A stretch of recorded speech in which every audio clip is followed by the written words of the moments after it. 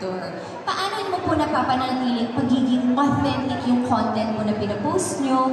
And paano po kayo nakaka-inspire or how do you inspire other women through that? Alam mo, palaging isa lang ang goal ko sa buhay. Magpakatotoo ka sa sarili mo. Ang hirap kasi magpanggap. Diba? What you see is what you get. Kung ganun ka talaga, ganun yung ipapakita mo. Kasi at the end of the day, nakikita ko yung sarili ko doon. Diba? At the end of the day, mas maganda na pinapakita mo kung ano talagang totoo para sa'yo. Mahirap magpanggap eh. So, mas maganda